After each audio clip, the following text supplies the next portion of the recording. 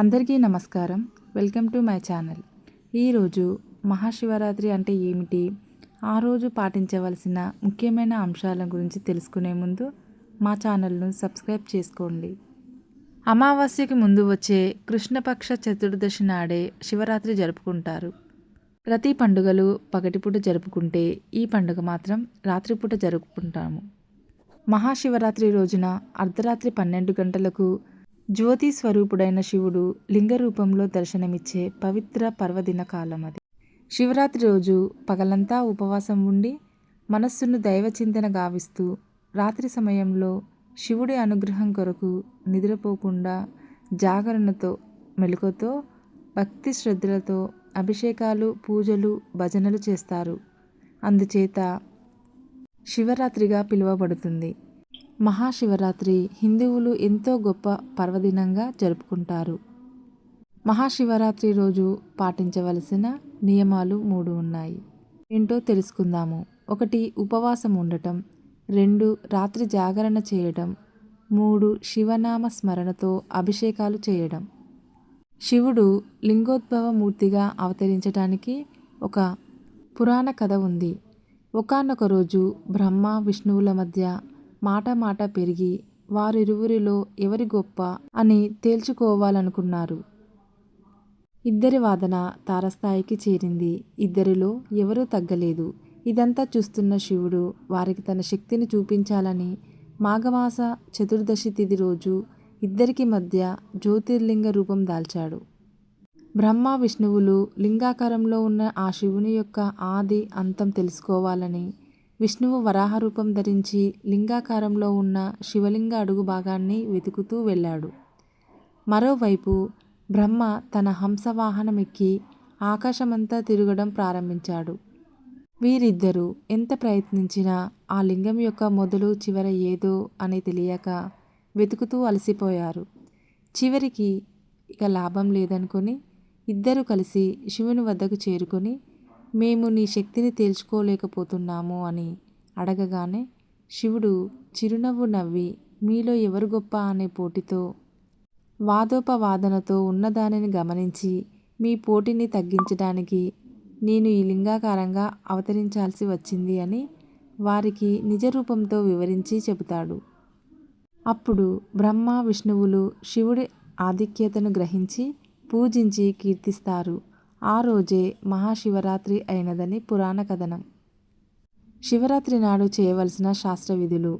మహాశివరాత్రి రోజు బ్రహ్మీ ముహూర్తంలో నిద్రలేచి ఇల్లంతా శుభ్రపరచుకుని శుచిగా తలస్నానం చేసి పూజా గదిని శుభ్రం చేసుకోవాలి. గుమ్మాలకు తోరణాలు కట్టుకోవాలి. పూజ గదిలో ముగ్గులు వేసుకొని రకరకాల పూలతో అలంకరించుకోవాలి.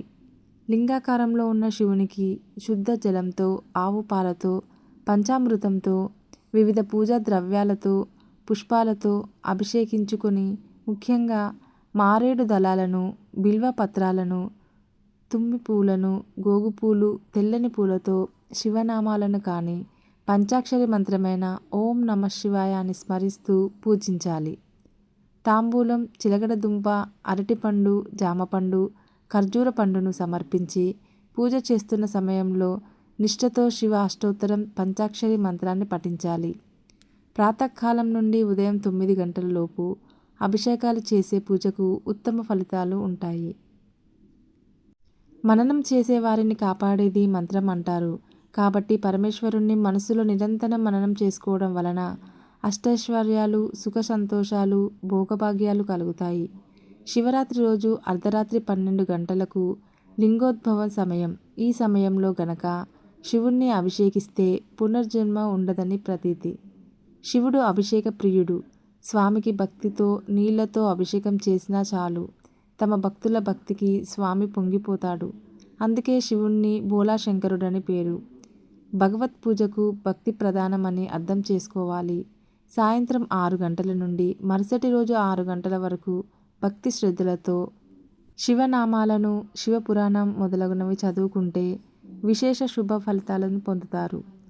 మహాశివుడు అనేవాడు మాతృవాత్సల్యం కలవాడు. అంటే తల్లి తన బిడ్డని ఏ విధంగా రక్షించుకుంటుందో శివుడు తన భక్తుల భక్తికి పరవశించి కోరిన కోరికలను తీరుస్తూ రక్షించుకుంటాడు.